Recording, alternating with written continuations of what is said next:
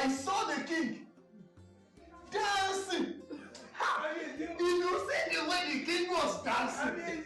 It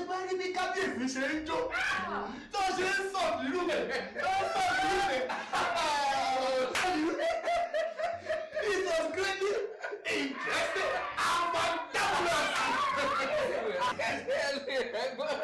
At the point, I thought the king was remembering his own. Oh, no use. Oh, no use.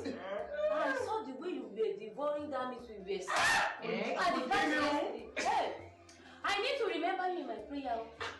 Now I know that you're gluttony. Oh, no use. Because the way is gluttony. Hey, the way is gluttony is this thing. Gluttony is a respecter of God gathering.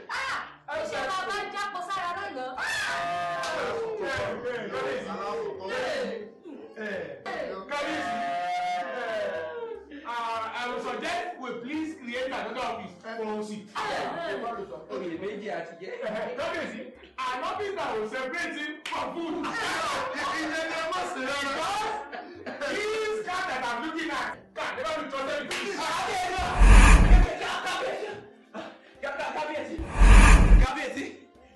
The what has happened, Kabiyesi? What is it? What? The what has happened? Speak. What? There's nothing coming from the head. That the head cannot take. How do I go so? No, Spirit that has happened. Kabiyesi, the what has happened, Kabiyesi? We use my daughter in your mouth and tell what has happened. Shibi, you went out with Princess Adeton. Here are the other guys. Oh, That's my daughter. Kabiyesi, my mouth is too heavy to say it. Say it.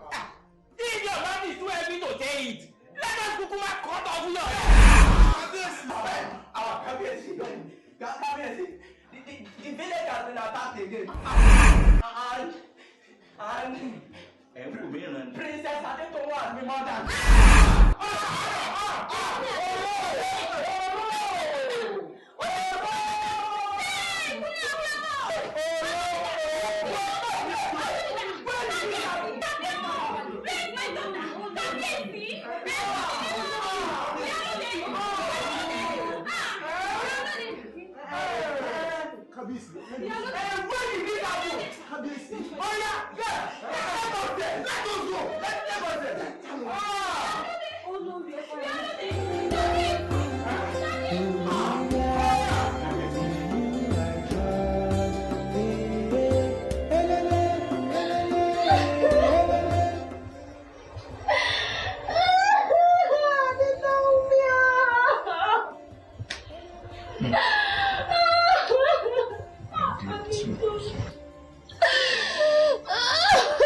Adetutu, you are still crying. You are still crying.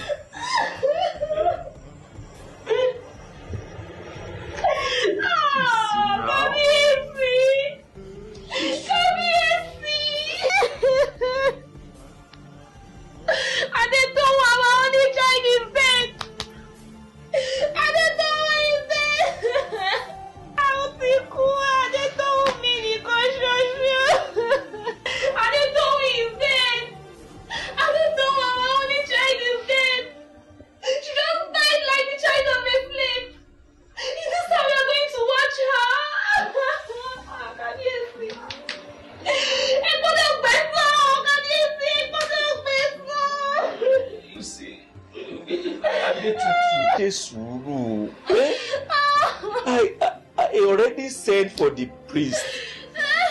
He will be here tomorrow. When he comes, he will tell us the next line of action. Hey, dear, calm down, dear. You want me to calm down? Me need that girl. I won't keep quiet, Kabiyesi. No. See, Adetutu, fọkàn balẹ̀. Try to be at peace, Kabiyesi, you want me to calm down? In this kind of situation, Kabiyesi, Kabiyesi, no. You know I didn't do ọmọ mi nìkan ṣoṣo.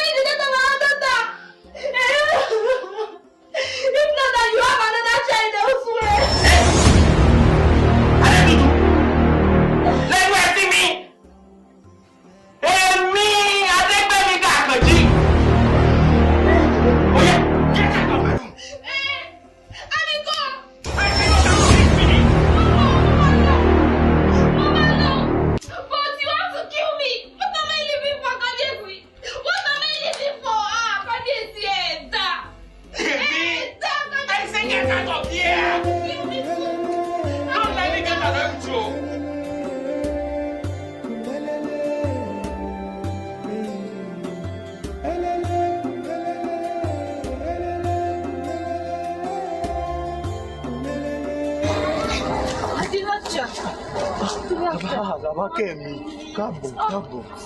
Mommy no dey wow.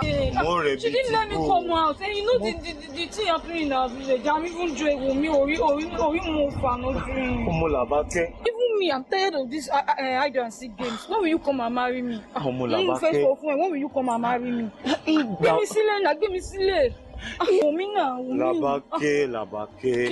You know, he who we are coming to serve food does not need to stretch his neck. Làbákẹ́, ọmọ Làbákẹ́ mi nìkan ṣoṣo. Please, just a little time. Please, just a little time. Ìṣẹ́jú díẹ̀ ni Làbákẹ́ mi. And everything will be over. You know I cannot live without you. Olólùfẹ́ mi. Làbákẹ́, ọmọ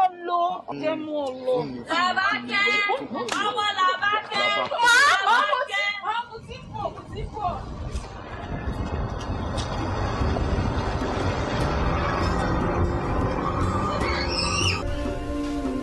Ẹ̀yin ọ̀dọ́, àbẹ́rẹ́ pé ohun burúkú ti ń jálù ohun burúkú.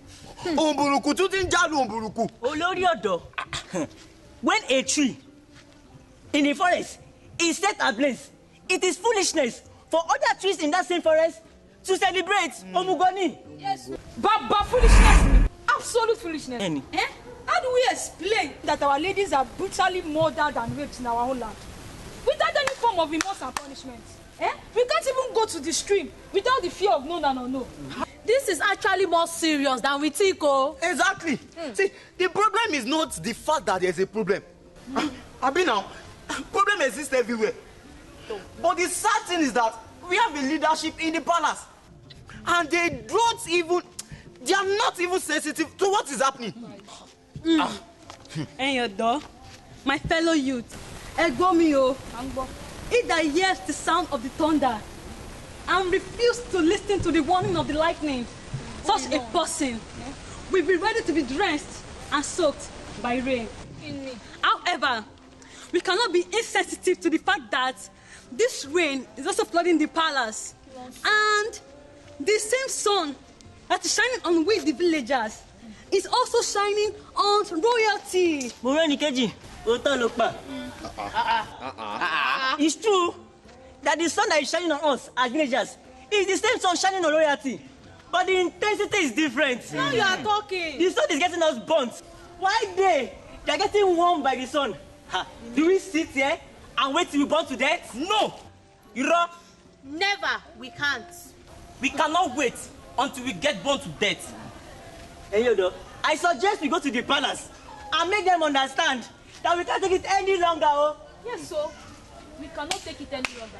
Me, Làbákẹ́, I cannot wait until I am brutally raped and murdered in my own land. We have to go to the palace and express ourselves. We are the youths now. We should be able to speak out. Okay. I think I know what we will do. We are going to the palace now. And tell them our minds. Yes, sir. Let's go.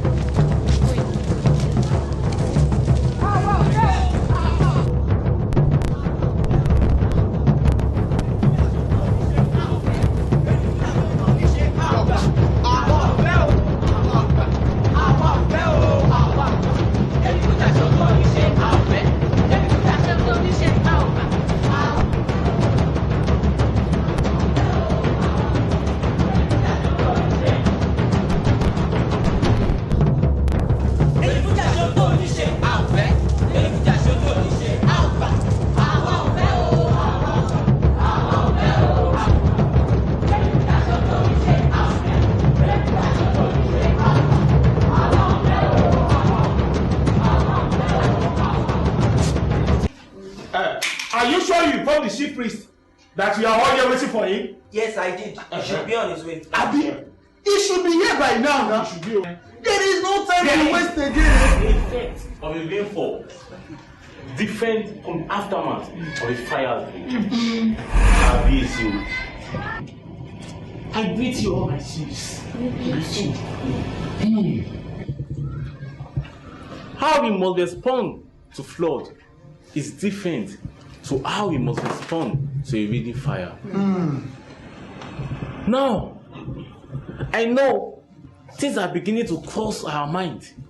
So many suggestions. clouding our decision. But this I must say, that the word that comes from above must be above all. Then what is the word from above? We need to know the word from the above priest. Tell us. Yes. Kabiesi. Whispers everywhere. Write things on the wall. But the whispers must be heard without missing a word.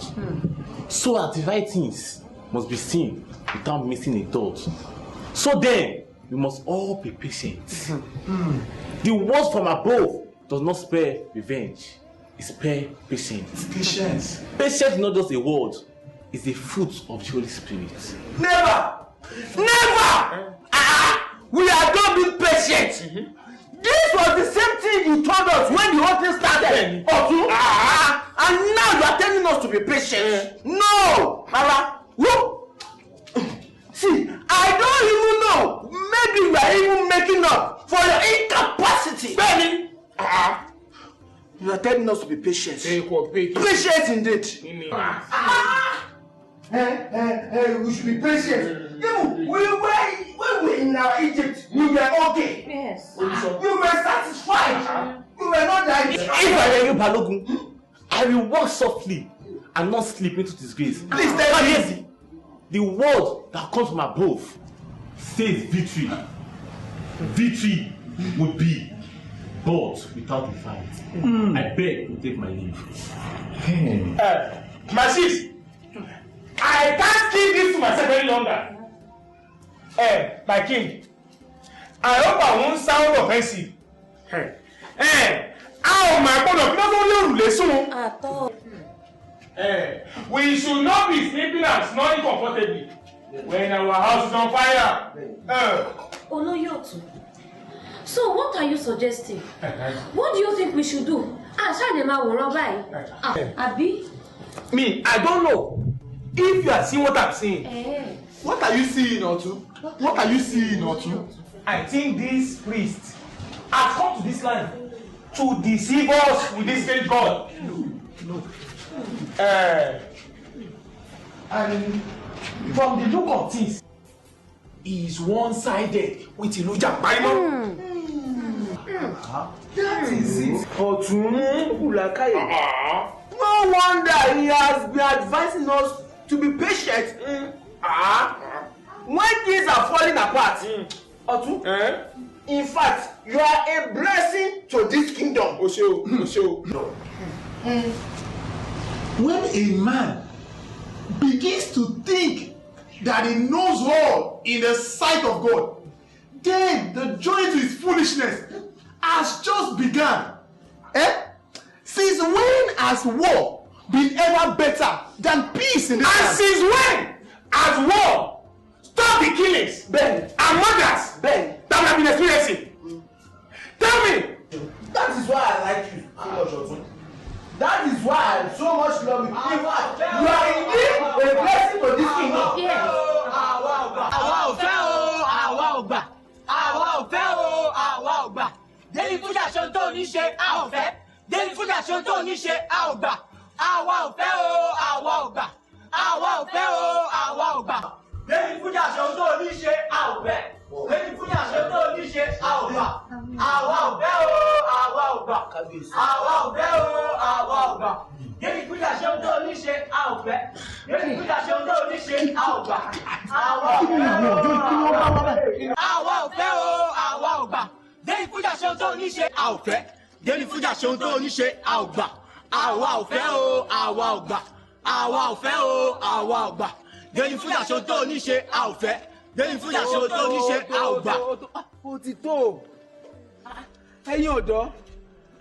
The able youth of our land. What is this? What is the matter? What is the matter? Baba, Aogba. Elgba no ni. Baba, Aogba. Elgba ni. Elgba ni. Ó di dandan kẹ́ gba. We are also working on it. No, I always tell you something. Ọmọ tó bá máa bá àgbà jẹun, ó gbọ́dọ̀ mọ ọwọ́ fọ̀ ni. Ẹ farabalẹ̀, calm down. You want to see the king? You will see the king. You Oloredo, you will be the one that will lead them into the palace. Gbogbo nǹkan tẹ́ jágbàjàgbà tẹ́ kó sọ́wọ́ igi àti kùmù. Ẹ fẹ́ lọ jagun ni. Ẹ kò sílẹ̀. Ó yá drop them. Drop them. Ṣe bí ọmọlúàbí. Oloredo. Àbí ó yẹ ya. Darí wọn wọlé ẹ má bọ̀. Ẹ má wọnú ààfin bọ̀. Jẹ́jẹ́ o. Àwọn ọ̀dọ́. Àwa ọ̀fẹ́ o. Òtítọ́. Ẹ má bọ̀. Oloredo. Darí wọn wọlé. Bring them in. Ẹ ṣọmọ jẹ́jẹ́ o. Ìyá ẹ má bọ̀. You people should be well behaved. Kábíyèsí o.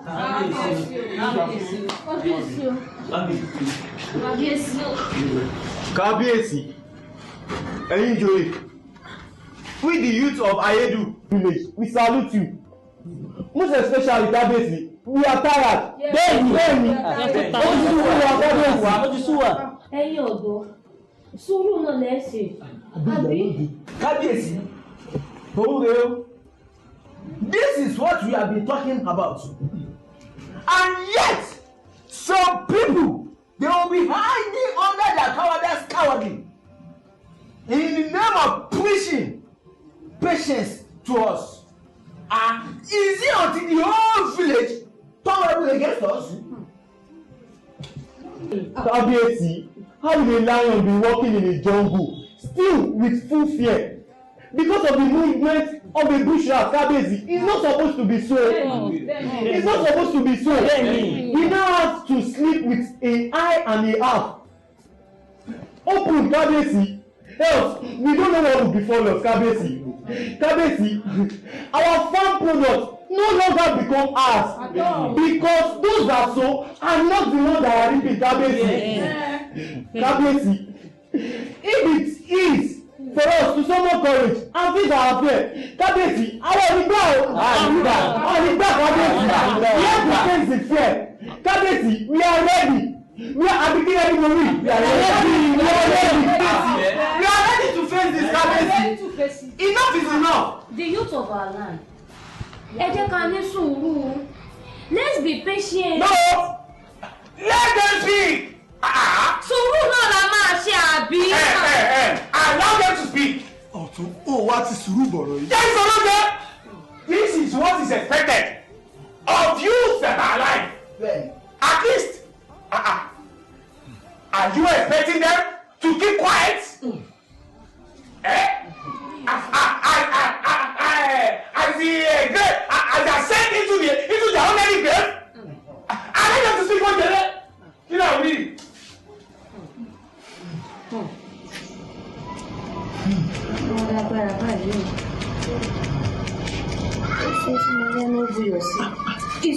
Kábíyèsí o. Kábíyèsí o. Kábíyèsí o.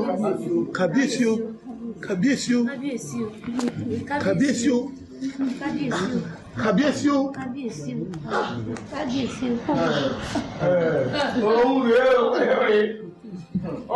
This is what we have been talking about. And yet, some cowards hiding under their cowardly cowardice, pretending to be preaching the gospel of patience. Is it until the whole village rebel against us? Sure. Àwa ọ̀fẹ́ o, àwa ọ̀gbà. Àwa ọ̀fẹ́ o, àwa ọ̀gbà. Lẹ́yìn fún àṣẹ tó orí ṣe àwọ̀fẹ́. Lẹ́yìn fún àṣẹ tó orí ṣe àwọ̀gbà. Àwa ọ̀fẹ́ o, àwa ọ̀gbà. Àwa ọ̀fẹ́ o, àwa ọ̀gbà. Lẹ́yìn fún àṣẹ tó orí ṣe àwọ̀fẹ́.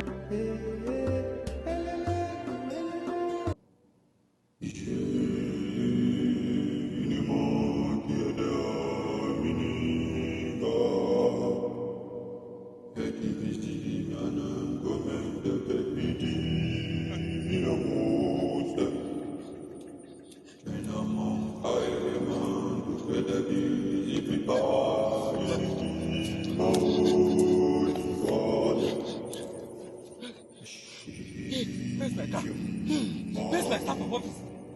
Where's my crown? They've taken it. They've taken it.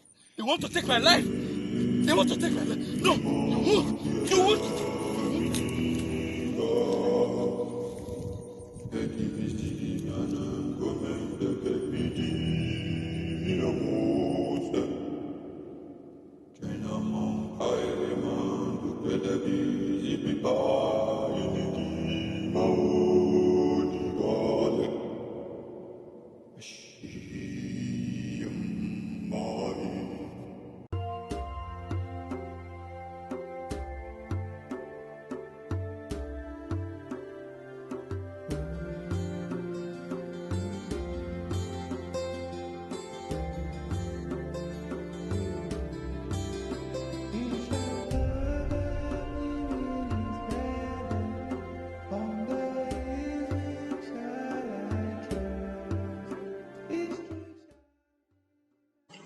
And since I had that terrible encounter in my dream, I have been unable to sleep. Kábíyèsí. Kábíyèsí. Pàṣọ ta fi hàn yálé ni. Kábíyèsí. Ìbẹ̀ lórí àjà fúnyàwó. Kábíyèsí. And the last time we heard from above, he kept preaching patience unto us. And that patience has opened the door for more calamity to befall us. Kí ni gbogbo játijàti tí ń jáde lẹ́nu ẹ̀ náà? Have you been made a Balogun to be saying rubbish in this palace? How dare you talk to me that way? Come, if you dare say anything such like that again, I will show you the reason why I made the Balogun of this land. People always make you see. We are here to settle a problem that is on ground, and you people are here barking at each other like a dog.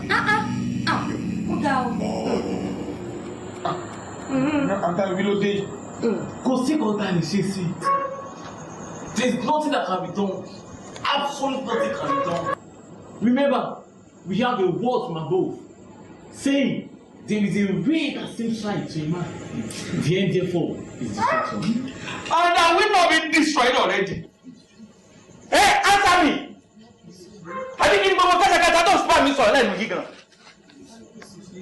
Have we not been destroyed? Have we not? Each time you come here, you keep preaching patience. How long are we going to be patient? For how long shall we be patient? Is it are we going to be like animals that will willfully surrender for the slaughter? Kábíyèsí, the words from the Almighty are eternal, and they have never failed us. Kábíyèsí, I would love it. Kábíyèsí. Enough!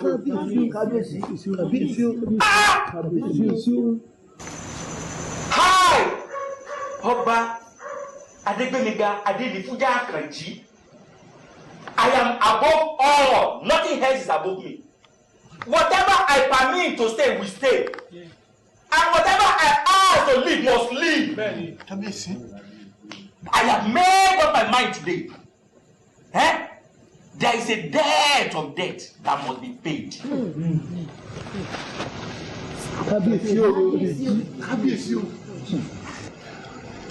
What will you now do?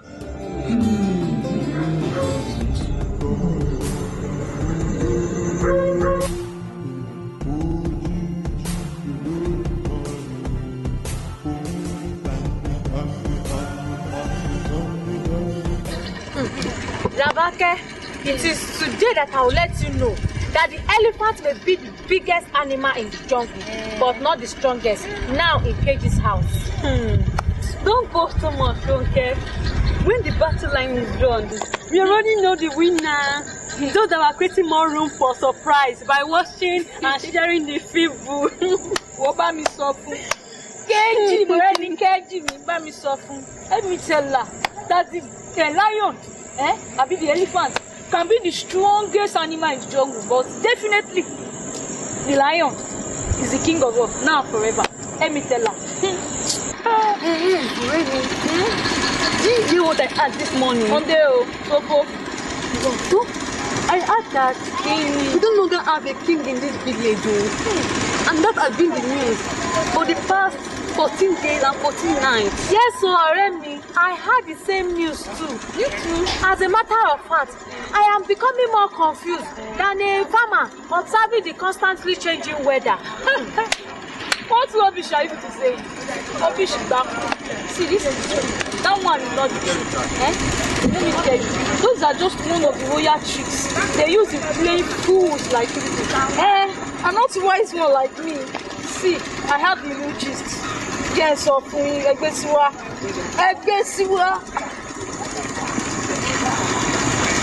The king has been shamefully exiled. Give me motive, so what is it? Now, is it not true? See, let me tell you people, my Adelaja, hey, will soon be the king. And I, Labake, will be your crown queen. See, you guys should better start respecting me, eh? If not what? Look. I don't have time for all those your cock and bull stories that does not hold water. See, I'm not even interested on this game again. KG, please come and give me a cup of water. Let me be going home. I know what to do with the two of you.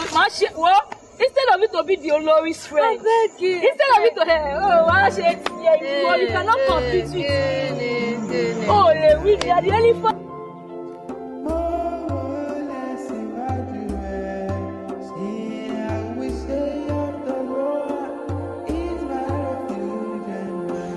Look, we have tolerated this for a very long time. Today make it 14 days and 14 nights that our king told us that he will be embarking on a journey. And he does not know when he will return. So, are we supposed to remain without a king till he returns? I won't take this. And enough is enough. Enough! Oloyotu, may the God of our land increase your wisdom. My chiefs, Awu, it does not matter how long it takes for a seed to root. It must surely vomit that tree that is inside the root. We need someone to open up to us. We need someone to tell us exactly what is going on. We need someone to open up to us, Abi. Yalake, you are very, very stupid for that which is coming out of your mouth. What do you even know about chieftaincy title? Or what do you know about the body that you are talking about?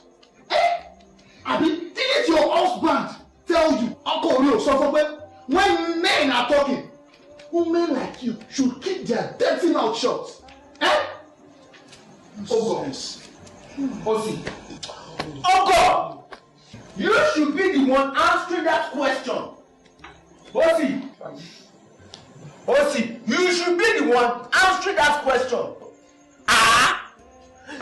What do you even know about establishment of the kingdom? What do you know about it? See, if you don't have anything sensible to speak, why don't you just keep your mouth shut? What do you know?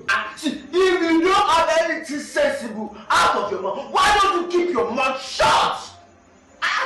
Are we supposed to remain without the king? Look at who is talking. And when those are I don't know. If not that, God, look at a chicken like you and made him a chief. I don't know what you will believe, fathers. Every chicken, what will you be doing? You dear for me. Kill us. Too many killers.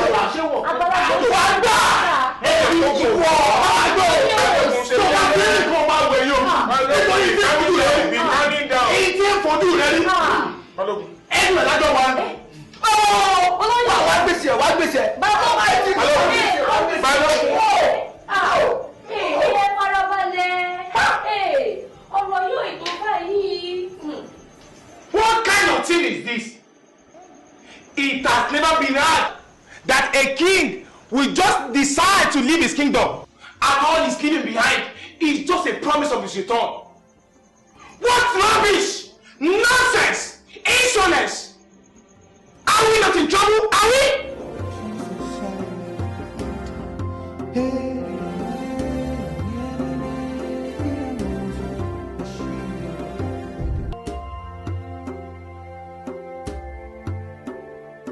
Báwo wá ní ẹkùjọ́ mẹ́ta? Báwo lọ́jà? Báwo làwọn ọjà wa yìí tó ní gbogbo ẹ̀? Ọjà wọn sì gbogbo àlọ́jà wọn. Ìgbà tẹ́ ẹ lọ sọ́jà èèlò lẹ́la pọ́npọ́n. Ìyá bàbá jẹ́. Bàbá ìyá bàbá jẹ́. Ìyá bàbá jẹ́. Ó ti wá bí. Kí ló ṣẹlẹ̀? You are staying here. What happened? The worst has happened o. Kí ló ṣẹlẹ̀? The worst has happened o. Làbákẹ́. Kí ló ṣe Làbákẹ́? Stay there. Kí ló ṣe Làbákẹ́? Stay there. Kí ló ṣe Làbákẹ́? Làbákẹ́.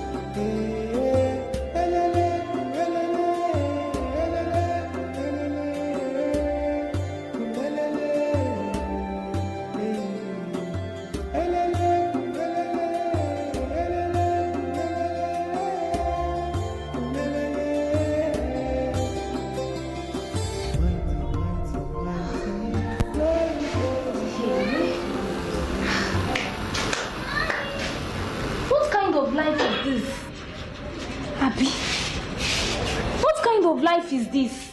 Eh? How can a man leave his wife, his throne, and an entire kingdom and just disappear?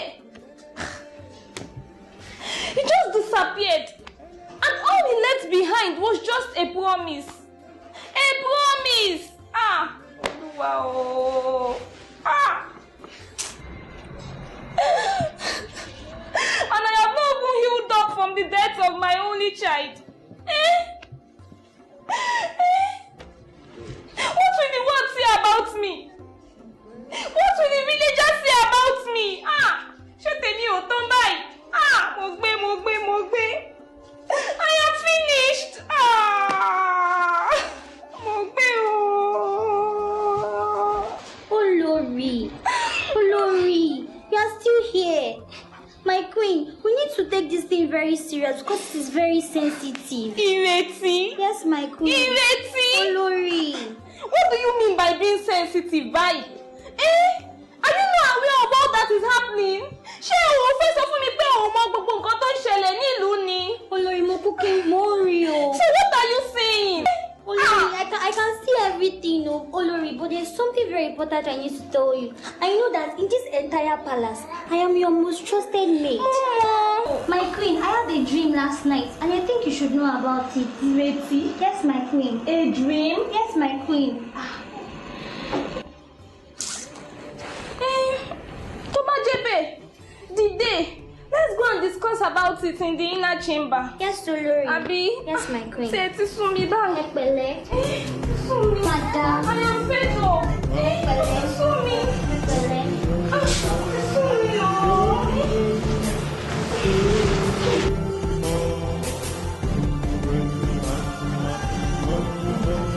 Look, my chiefs, we need to look for a solution to the looming battle before us. Hey, we received a message from Ilu Jamparima last full moon that we either submit ourselves to be slaves forever or we muzzle up for battle. And now that we don't have a king, what are we going to do? The last time, and this is the part of the story I don't want to listen to at all. This is the part of the story I don't want to listen to at all. The last time I raised an issue of a disappearing, this fat-mouthed pig Kodos was busy talking like a useless dog. Now there is war. There is what to go and fight. Go! Otu, go fight! Otu, I thought your level of thinking would have changed by now. But you never cease to disappoint me with the way you talk like a mad parrot. Yeah. We serve a king that has been helping us to fight battles, and he will continually fight for us. Osi, one more word from you. One more word from you, Osi. One more and what? One more word. One more word with Osi.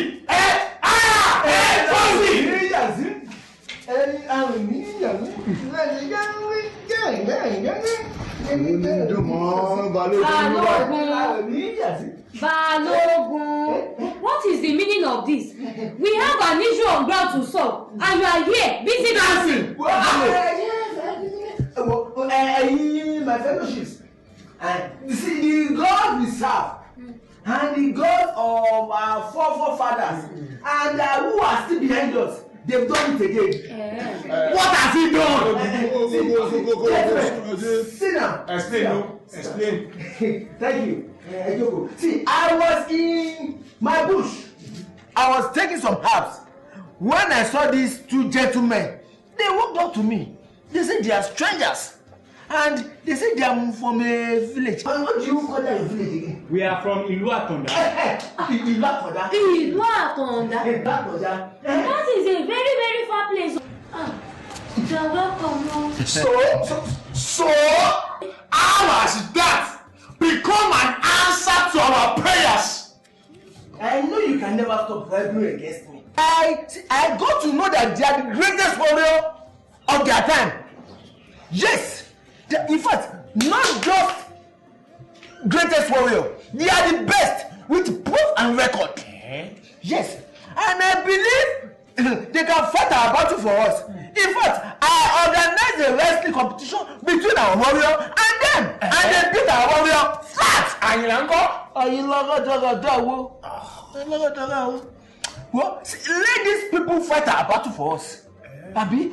Hey, rubbish! Absolute rubbish! This is nonsense! In this land, we are serving a king that has been fighting for us, and that king is still on the throne. So, I will not be part of this cowardness and get out of rebellion. Osi, just for once in your own lifetime, just once, don't like someone whose brain is in this place and not under his foot. Osi, and not under his foot?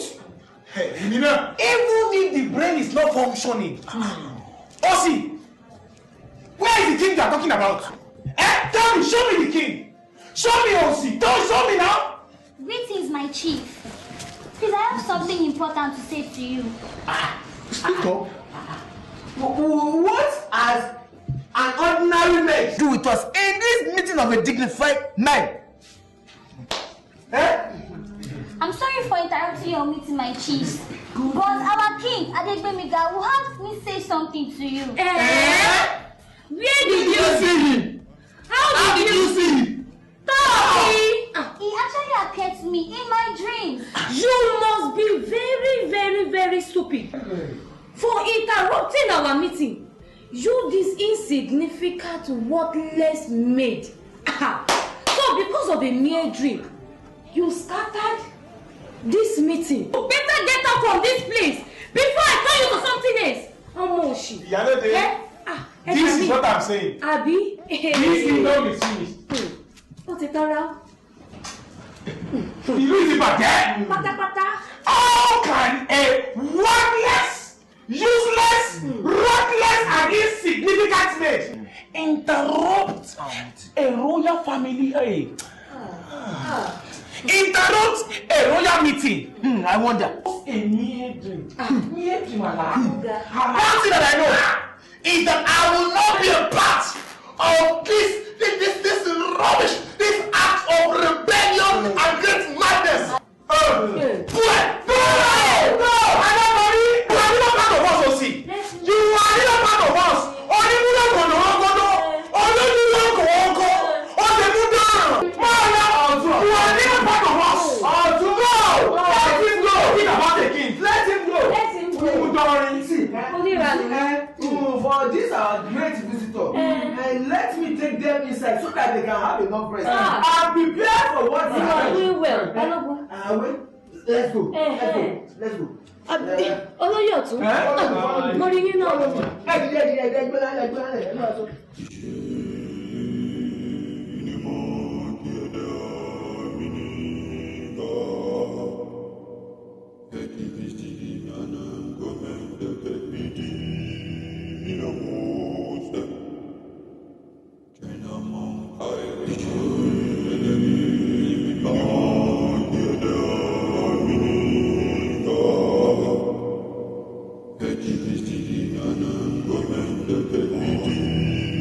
You know.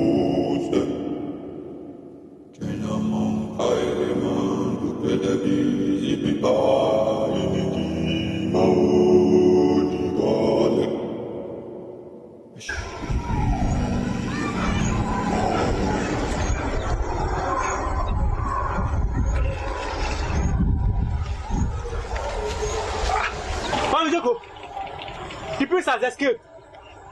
How about the king? The king is dead. Ọ̀rọ̀ tó kété bá balẹ̀ sọ. Nílẹ̀ gbọ́. Atẹ́gùn o, gbẹ̀mí débi táyà mọ́ bá wà.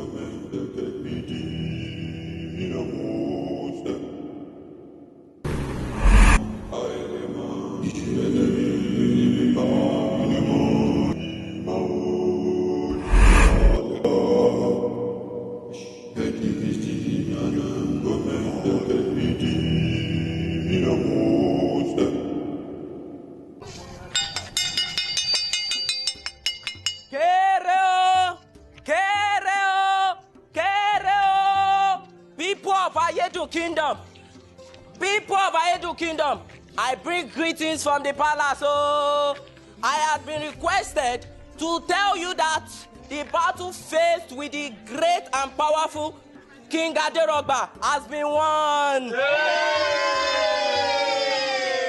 And to celebrate our victory, you have all been told to come to the palace in the next market day. That is 3 days from now. Shebo wire abi mi wire.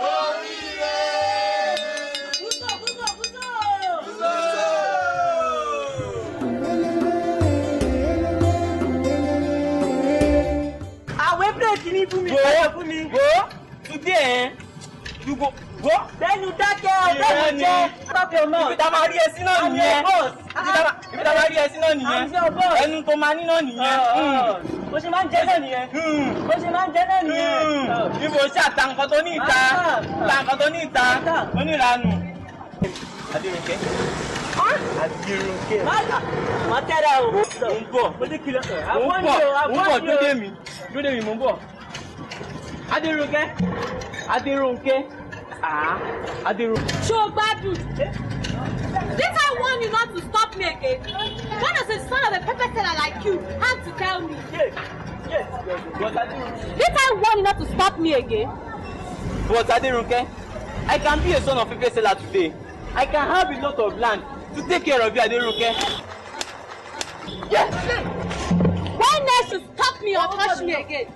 I will make sure your health starts on earth and I down land. Ojú mi o. Adéògùn. Ojú mi o. Adéògùn. Ojú mi o. Ó bá mi náà. Ojú mi o. Yé ojú mi o. Ọ̀rẹ́ mi o. Wọ́n lọ wà. Wọ́n lọ wà. Má bọ̀ pẹ̀lẹ́pẹ̀lẹ́. Pẹ̀lẹ́pẹ̀lẹ́. Ojú mi o. Pẹ̀lẹ́pẹ̀lẹ́. Ojú mi o. Adéògùn.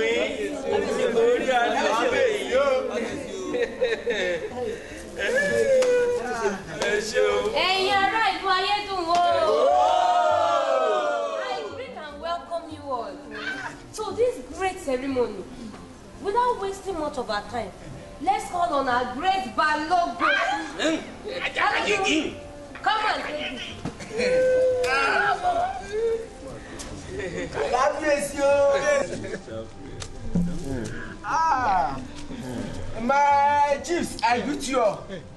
May you live long for us. The people of my area, I greet you.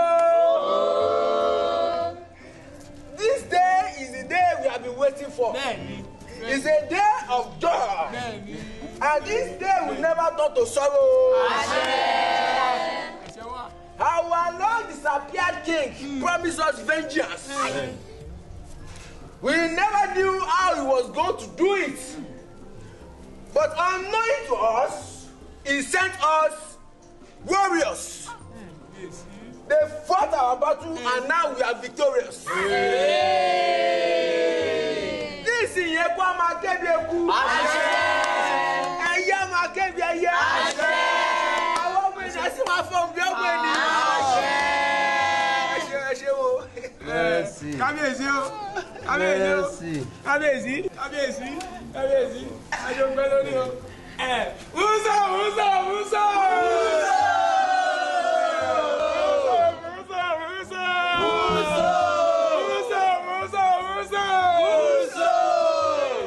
The truth of the matter is, we have been under a very serious siege for a very long time.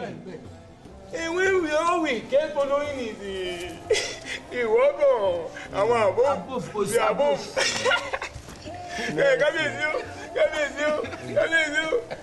But today, our king has shown to us that there are some things greater and very than things that come from above. Kábíyèsí, without wasting much of our time, let us give honor who honor is due to. Kábíyèsí, give the order. Kábíyèsí. Yóò dà fún yín. You see, I am so much excited today. Ẹ ṣeun. Ọ̀tún. Thank you very much. Ẹ̀yin olóyè, I appreciate you. All the people of Ayédùn village. Mo kí gbogbo yín. I am so happy today In fact, I'm very, very excited. Béèyàn bá ń gẹ sínú mi, kò lè kọsẹ̀. You see, all our pains, our sorrows of a long time, they are finally ended today. Our tears of a very long time has been wiped away. The debt of death has been finally paid.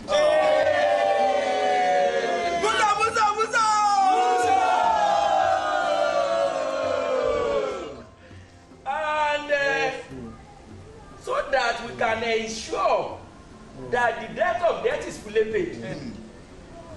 And to avenge all the atrocities that Aderogba has committed on our land.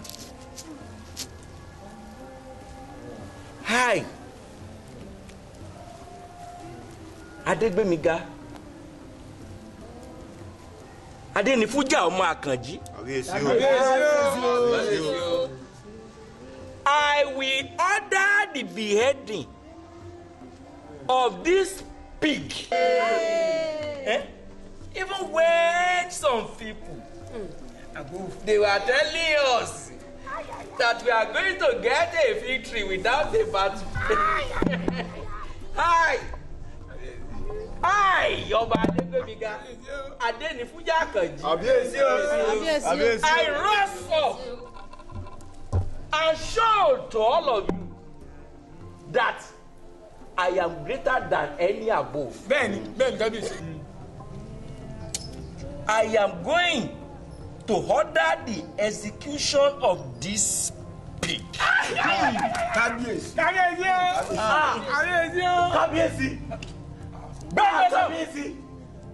Dákẹ́ ẹnu ẹ. Ká ló ń jẹ dájájú?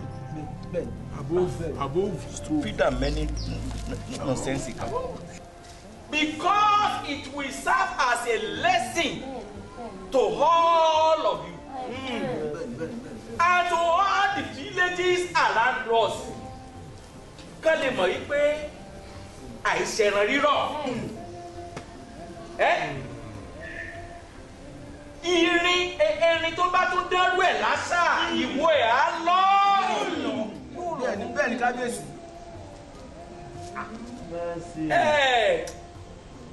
Ọ̀rẹ́ bí yìí àbájókòó. The great warriors that our forefathers have sent to us to deliver us. Thank you for a job well done. Now, the job that you have started, you are going to complete it. You are going to take this wretched pig.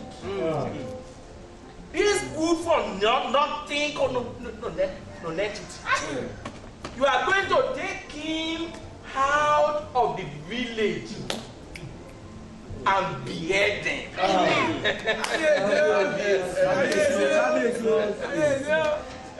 You see, let the celebration continue.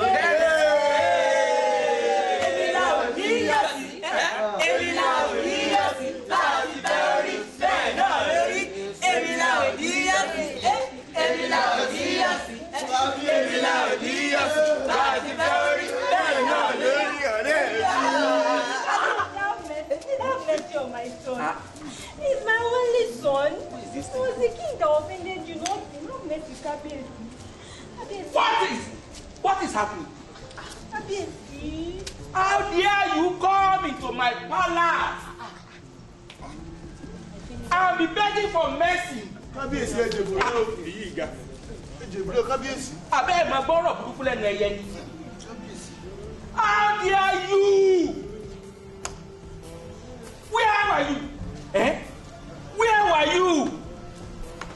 Where were you and all this pleading you are doing?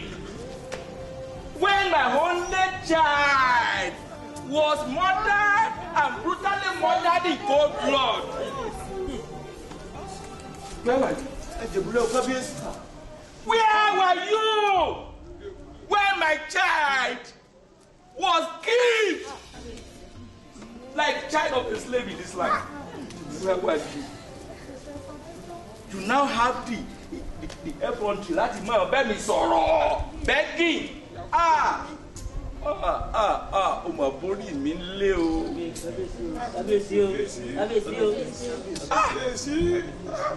Ìbáṣepọ̀ borí mi lé. You see, if I hear any more word from that dirty trap that you call your mouth, in fact, if you don't disappear from my palace before I open my eyes, I will ask the guards to take you along with that your wretched pig of a son and behead you together. Adenifuja.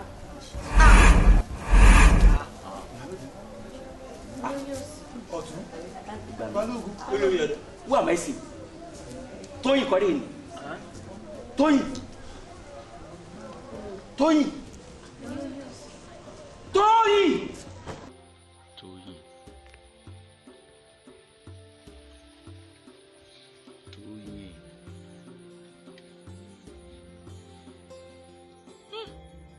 Toyin was a beautiful and elegant lady that I impregnated when I was still a careless and randy prince.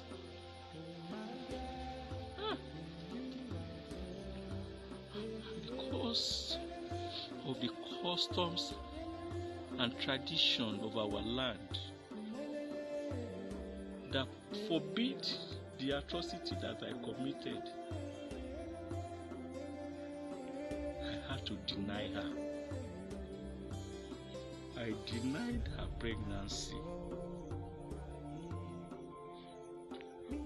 And she was sent out of the land. She was banished from our land.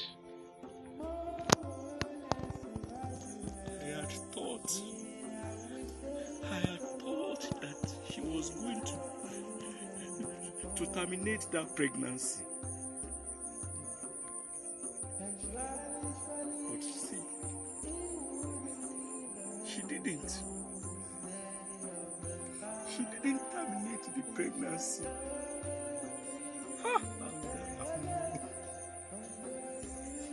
How would I have known that the pregnancy was not terminated?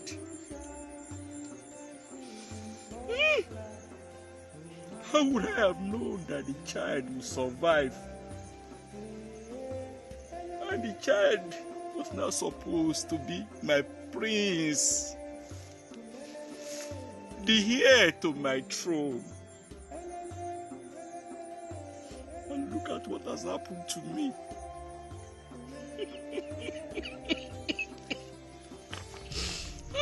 Look at what has happened to me.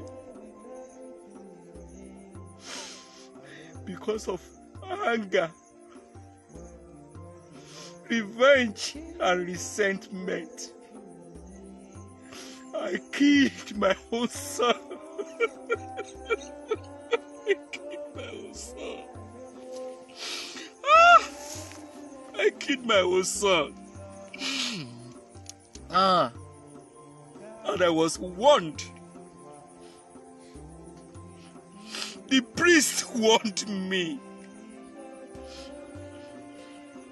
He told me that I have an heir. And he told me that we are supposed to get a victory.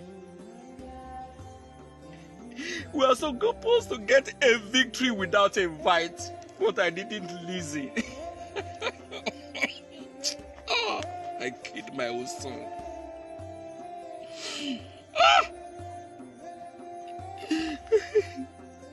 I despised the words from above. I despised the words of the Almighty. I chose to listen to the words of mere mortals.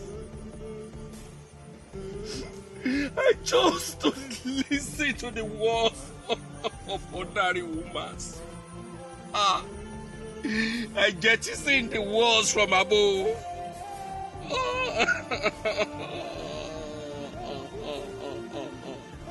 Look at me now. Look at me now. Look at how miserable I am. How I wish I could have another chance. But it's too late. It's too late. It's too late. I've killed my own son. I've killed my own son. How could I?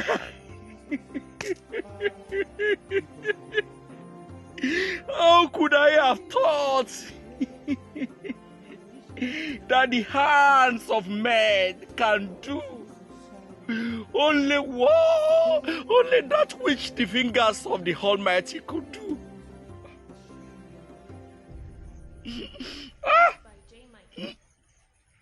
I killed my son. I killed my own son.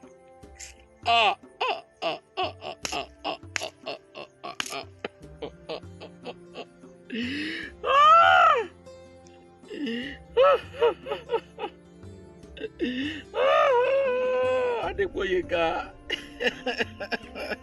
Adegboyega, you have killed your own son.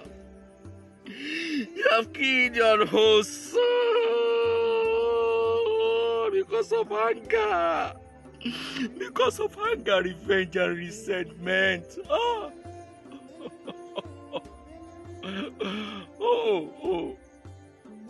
I've lost my throne.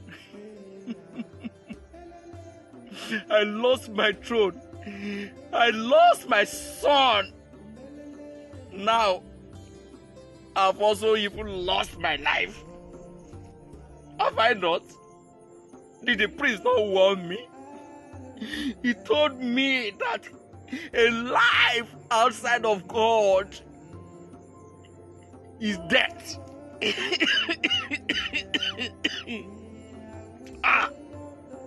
I have lost everything. Adegboyega, you have lost everything. You have lost everything. You have lost everything. You have lost everything. You have lost everything. You have lost everything. You have lost everything. You have lost everything. You have lost everything. You have lost everything. You have lost everything.